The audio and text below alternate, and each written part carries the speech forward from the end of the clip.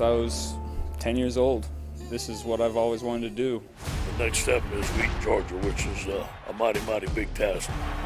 We didn't back our way into this game. We earned our way into this game. Oh, my goodness. Touchdown, Georgia. I want to punish them for 4 quarters. Another Heisman-enhancing night. Are you confident that you are in the playoff? No.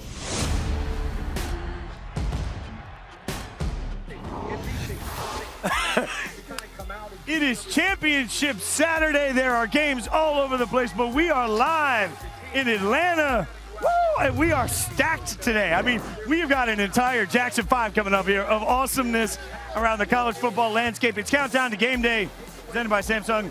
And look, we've got a huge, huge group here. Harry Douglas, Marcus Spears, Pat McAfee, David Pollack. I'm Jason Fitz. This is, guys, it's going to be a heck of a Saturday. It was already a heck of a Friday. But I'm feeling it. It wasn't a heck of a Friday for Utah fans. Oh, definitely good for the Ducks, though. It was a bad day. Good bad day for the Ducks. Hey, not good for our college football playoff conversation, though. Why do you say that? Because we had a great debate going. I was looking smart till last night. I was like, Utah got it. They physical at the line of scrimmage. They can run the ball, and then they get boat raced last night by How about Oregon. they got punked, too? Dude, I'm telling you. That was the biggest surprise to me. Oregon just hit him in the mouth. Oregon's offensive line. How about that offensive line, man? Hey, also, that D-line closed that game out last night, Swag. It was something you got to love. Kayvon Thibodeau, Look good. #1 recruit coming out previous to this year. And I saw him at the opening, and I was like, he's going to be a problem. So he's similar to Von Miller. Last night, it was David Pollack-ish, like a one-man wrecking crew tearing the game apart. He ain't even got his man body yet. It's going to get better. You're watching Countdown to College Game Day presented by Samsung QLED. Obviously, we're live in Atlanta. Let's show you what happened last night in the Pac-12 championship game. We've got it here for number 13 Oregon ends number 5 Utah's playoff hopes. 37-15 win. Let's start in the first quarter. Ducks on the 3. C.J. Verdell takes a handoff, scores, puts Oregon up 7-0. That was just the beginning for Verdell, by the way. Wow. But later in the game, Justin Herbert decided he wanted to get in on the punt. Pump fakes, looks back, gets a nice little toss here. Johnny Johnson, the third, puts Oregon out in front 17-0. First pick of the draft. Woo. Justin Herbert? No way. Oh, Marcus no Spears. way. I will slap You don't think that? So, Justin, later in the game, Tyler Huntley decided to make it interesting. He gets this nice that was a heck of a throw. This did make it 23-15. We thought we might get a game, but we did not because it only took about a second later before C.J. Verdell again went off. He just said, not up in here. I'll tell you at this point, 208 yards, 3 touchdowns. Oregon thumps Utah. And he's been an underrated back all year. That dude runs hard. He runs with a lot of anger. I like it. And how about Cristobal? Yeah. Last night, heard him talk about Cristobal. A lot of people didn't remember, even when Oregon played Auburn earlier this year, Mario was in the SEC. Yep. So he's built physically. Like, line of scrimmage, Warmack, transfer from Alabama, was beasting dudes last night, dude. So it made sense. They are sick about Arizona State right now. Oregon is devastated right. This is worse than that. How about if you're an Oregon fan, And let's be honest, don't schedule Auburn. I mean, that's the conversation. Yeah. What happens if Oregon did not start with Auburn and they started with some scrub cupcake? They'd be in right now. They might be. They'd definitely be in the conversation. That's crazy to think about. If the committees don't start rewarding playing out of conference, bro, I'm playing cupcakes. Yeah, because it's easy to schedule bad teams. I mean, it happens to everybody. Alabama had that problem, right? That Nick Saban's always talked about how nobody would play him. When I was at West Virginia, nobody would schedule us either at Big East because we were so damn good. This has been a problem in college football for a long time, Harry. You was on our schedule, Pat. When you say nobody would schedule us in the Big East.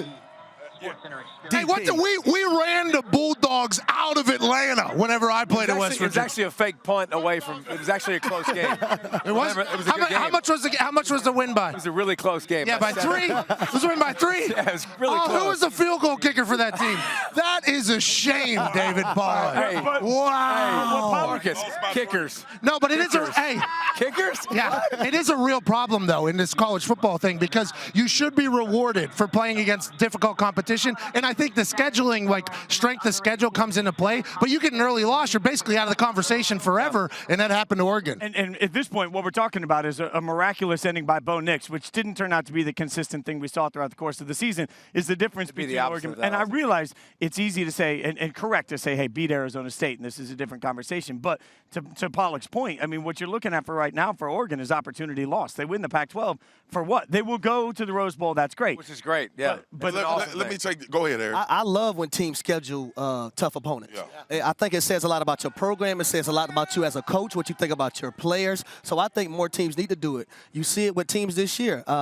Clemson, they scheduled 2 teams in the SEC this year, Texas A&M, and they had South Carolina. But it's not their fault that those teams didn't become good throughout the year. Clemson's still getting buried for that, too. Here's my thing. I'm going to take the flip side on Oregon-Auburn because they got a lot of credit for that loss as the season progressed along. And look, we were sitting here, and the committee with 2 losses had Auburn 12. So we know how much they value that team. Arizona State crushed Oregon's dreams. Oregon would have been in this playoff. With that performance last night, plus you only lose by 1 touchdown in a neutral site. People forget that game was in Atlanta. Yeah. So technically that was a home game for Auburn being an hour down the road. I think it's about who you schedule and who you lose to, too. Well, because we saw it with Alabama as well. Losing to LSU, they put them in the 5 slot and remain there. It's a double-edged sword, man. Because if you don't play anybody, you end up like Alabama. If I'm the SEC and I know I have a mulligan every single year, I schedule tough. Yeah. If I'm the Pac-12, I wouldn't schedule tough like that. At a conference, I would take my chances. I have to run the table and go undefeated. You know good and well, you have a mulligan when you play tough competition week in and week out like the SEC. You're watching Countdown to Or Game Big Day. Ten, or Pac-12. I mean, 12. Whatever. Yeah, you know. It all made sense. By the way, people are starting to file in here. Yeah. Y'all make some noise for us. Come on. We're watching Countdown to Game Day. Joe Burrow hates Christmas. What is wrong with Joe Burrow? Golly. It's the only thing he's done wrong all year long. If he hates Christmas, I don't like it. That's the #1 pick in the draft, by the way. At this point, Pollack mentioned the SEC. We do want to give a quick news note out there. ESPN is reporting at this point that it looks like they're finalizing a deal for Lane Kiffin to become the head coach at Ole Miss. So at this point, according to multiple sources, this deal is being finalized. Remember, Kiffin is 25-13 at FAU. He was 28-15 at USC. Hammer UAB. Hammer. Couldn't you hammer them harder right now in that Florida Atlantic game? Good for Lane Kiffin getting back in the SEC. But is it good for Ole Miss? I was down there, obviously, at the Egg Bowl just a little bit ago, where old Cuzzy peed on the field, then they missed the extra point in their rivalry game. A lot of talk about both coaches potentially being on the hot seat. You lose that one in the fashion that it did. I think it was only a matter of time. Lane Kiffin getting back in the SEC is probably his goal all along. I have no idea how he's going to do, but I would assume it's a better job than FAU. Lane Kiffin was very immature, like a lot of us are, early in his career. I'll be interested to see how much he learned from it. Like that to me is, listen, this guy can coach offensive football with anybody. He'll have a lot of skill, by the way, at Ole Miss. It'll be fun to see with weapons and. But I want to see how much he's grown up. I want to see if he can handle himself in a press conference. I want to see if he can handle his team. He had struggled to handle his team. Hopefully, he grew up a little bit with his experience, and now he's ready to take this and run. What you just said, DP. The players, Ole Miss has the players. Yeah. They can recruit. When you look at the NFL, you see nothing but Ole Miss players on the roster. It's all about, can they get the coaches in there to provide for them plays and scheme for them to thrive and be on a national scene. Well, and they have a freshman quarterback who is a stud. Like, he's an athlete. A lot of people, Matt Hasselbeck, when we called that game, said if he was a running back, he would be the best running back in the SEC. The kid can play. He kind of is a running back. Yeah, he is. That's exactly how he plays. He doesn't really throw the ball too Take well. it easy. He's a freshman. He's only going to get better, I'd assume, under Lane Kiffin's tutelage. That team is set up for potential success long term, but I do believe the majority think it's going to be a big deal. You've seen Kiffin do it with quarterbacks that can run. You saw what he did at Alabama and taking that offense from the Stone Age to having a mobile quarterback that you can run with. And I think he'll be able to use any kind of talent. And he coaches offensive football for now. Let's also be who's his staff? Let's be real, too, though. I mean, Kiffin makes you a story. He makes you relevant at some point. And he's going to take shots at everybody. Right. Publicity matters. I mean, he's on the internet. And look, this won't be unfamiliar. Ole Miss at one point had a prolific offense. Yeah. Remember, they were the only team beating Alabama in the SEC. So there is there is a known unknown about this. We know Lane Kiffin can call plays. Blake Sims broke all the passing records at Alabama. Smashed him. Running back the year before. So he can change a lot of things about your program.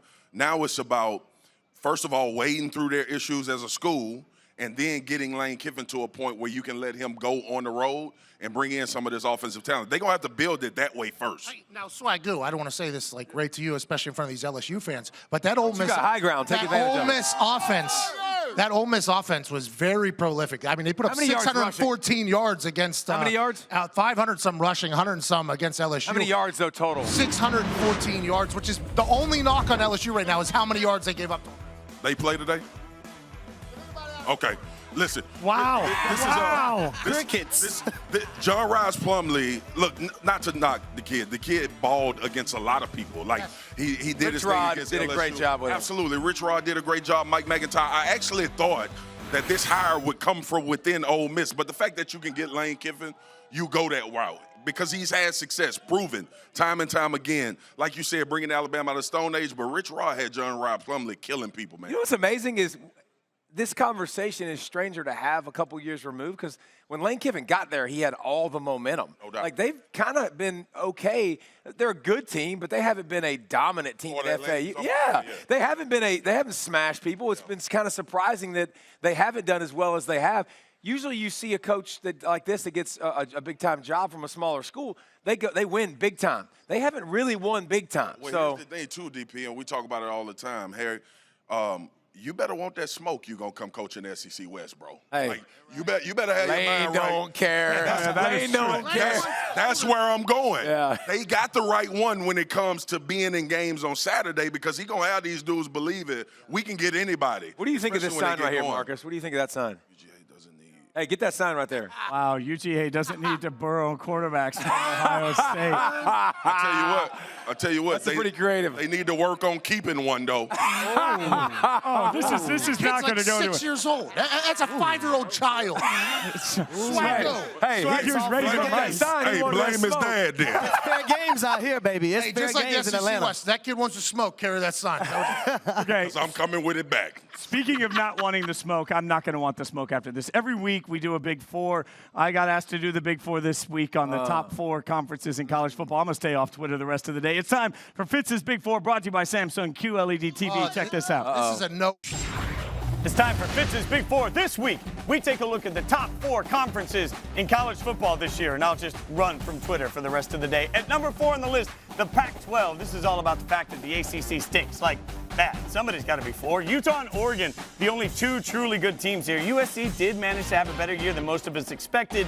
Impressively finished ranked, given the unexpected developments and injuries at the quarterback position. The best of the best, however, is not best enough, and not with enough different teams to tread water with the rest of the college football landscape. So the Pac-12 sits at 4. At number 3, the Big 12, Oklahoma and Baylor, headed for the most important matchup of the weekend, according to the College Football Playoff Committee. Baylor has to be kicking themselves for being one half a better football away from a locked-in playoff spot. As it stands, though, the committee kept Oklahoma State in the top 25 for some unknown reason. I have no idea. But that gives them just enough leverage to outshine the Pac-12. Disappointing year from Texas, bad football from Kansas doesn't help that conference right now, by the way. At number 2, don't at me, it's the SEC. So the SEC has 5 teams in the top 13. Alarmingly, Alabama, the bottom of that list. LSU and Georgia both have a shot at the playoff. Auburn and Florida both had seasons that at times flashed with greatness, but other times had everybody scratching their heads. The top 5 teams are so good you can almost forgive how bad Arkansas, Vandy, and Ole Miss are. Also, blue ribbon to the Vols, who looked like they were headed for disaster but turned it around this season.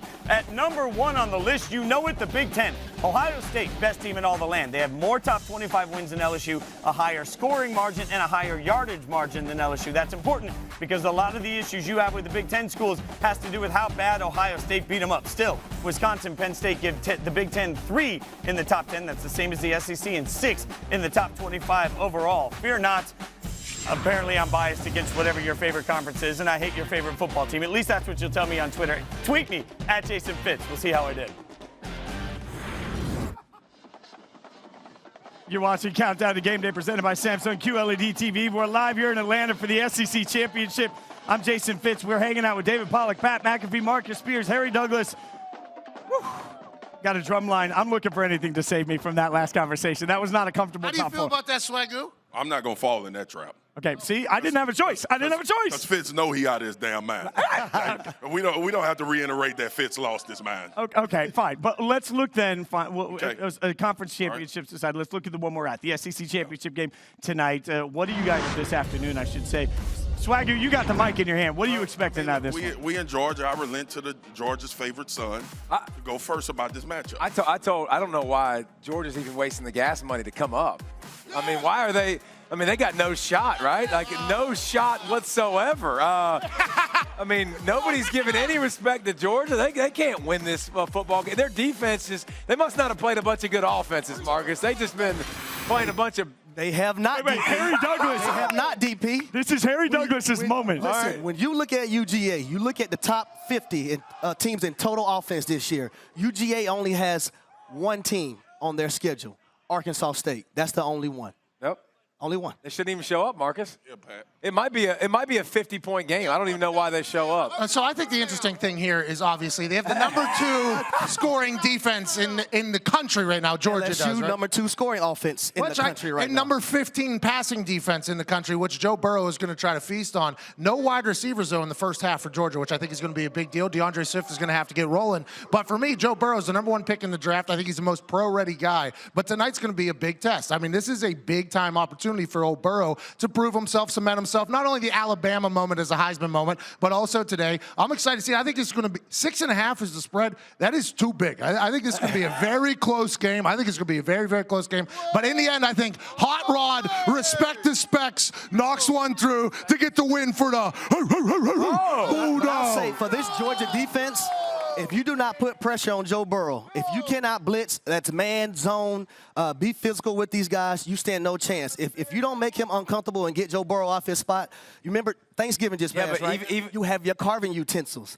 Joe Burrow's going to carve you up all day long. The crazy thing is, even when you get him off his spot, he still does a great job. He breaks tackles. He's tough. Listen, I think it's fun to watch this offense because they have answers. They have answers for single high. You want to blitz them, Chase and Clyde and Allaire is going to destroy you. Clyde Edwards-Allaire is going to destroy you. So it's been fun to watch. Kirby will have something for them. They will have something. To me, I don't think it's old school football versus new school football. Old school football is dead. Defense doesn't win championships anymore. You have to score points. You have to. So I think Burrow will get his. The bigger question to me, can Fromm get his? Because Georgia fans, they're all here and they're excited, but they all have seen their offense the last 6 weeks. And it hasn't been pretty. It has to be more consistent. It has to be more explosive. I'm interested in the conflict in styles. Which one takes precedence? You think about what Georgia does. Do they control tempo early in this game to make it close, Pat? Here's my issue, though. This is my problem, and I said it all season long. You almost got to get 40 to beat LSU. Yeah. Like, I'm serious. I thought about that. Got 41, and they didn't beat them. Didn't beat them. I saw the one game against Auburn when it was 20-23, and LSU won that game. It was because Auburn had a lot of success on the ground, and they were able to control a little bit of the tempo. Here's what you get into, though. If you play zone, Joe is going to carve you. And now they've exposed people because Chase and Jefferson and Clyde Allaire, all of these guys are winning one-on-ones, man. So it'll be interesting to see how Georgia's back end holds up when they just go straight. Because this is what Kirby will do. Kirby will bring corner pressure. He'll play zero coverage and play man-to-man on the back end. He'll zone you, keep rovers free. Like, this is not the first prolific offense Kirby has seen in this situation. We think about Alabama when they brought Tua in. We think about it the last 3 years. Exactly, the Rose Bowl with Oklahoma.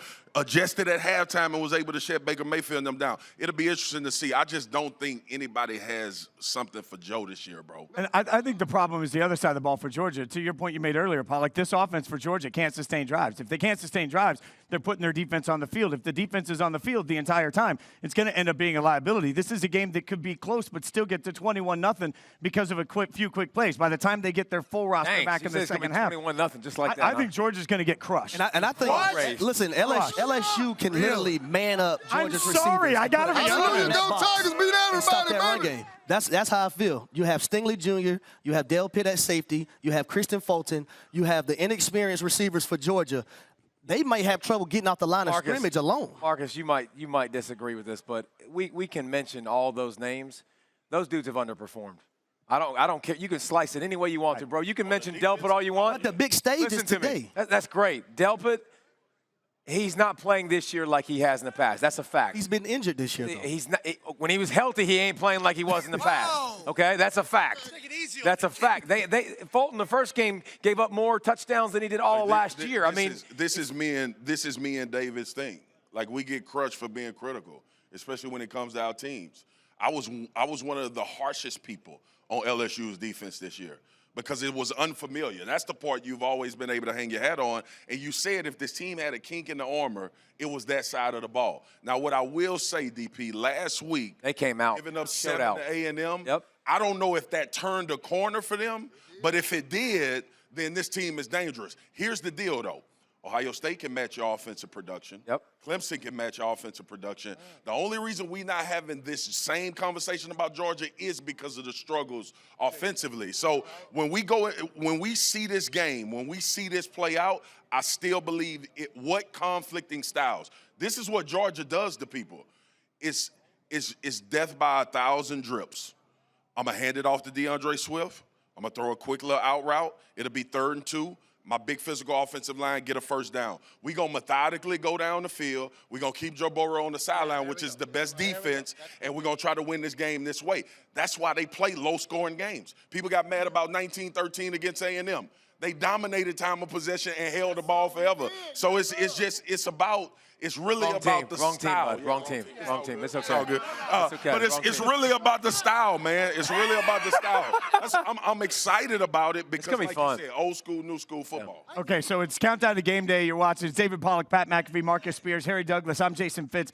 There's another big matchup today for the college football playoff. It's the Big 12 championship. So let's get into that, especially now that Utah has lost. It looks like there's a window of opportunity. Should Georgia lose, there's a window of opportunity for the Big 12 to step up and take over that 4th seed. So, Harry Douglas, when you watch this game, what are you looking for? Well, I'm looking for Jalen Hurts and Lincoln Riley to understand what Baylor's doing on defense. They had a 1st and goal, the first possession of the second half, and Baylor went cover 0 both times. And Jalen Hurts looked to the sideline for the play. They ran the ball. You don't run the ball against cover 0. That's the perfect opportunity for you to gash them for a touchdown, check into something, a pass play. They did not do that. They're running offense. I bet you Baylor. They're running offense. Yeah, wish cover 0. That's who they are. That's cover 0. This ain't Baker Mayfield ain't coming back. Kyler Murray ain't coming back. Jalen Hurts. Listen, if you check runs against cover 0. CeeDee Lamb wasn't there either. See, he's there this time. Lamb wasn't there. For anybody that plays right here. Harry, for anybody that doesn't know what you're talking about, break it down. What are you looking for when you see a cover 0? When you see cover 0, that means the only people that are in coverage are the DBs, the safety guarding your tight ends. Everybody else is blitzing. They're bringing everyone. That's the perfect opportunity. You see it on Monday Night Football when the Eagles went cover 0 against Atlanta Falcons. They checked to a screenplay. Julio Jones took it for a touchdown. Those are the type of things that you want to do against cover 0. That was one of the only touchdowns the Falcons scored all year. But you didn't deserve that, Harry. You did not deserve that. Not when we played y'all, Pat. Oh, easy.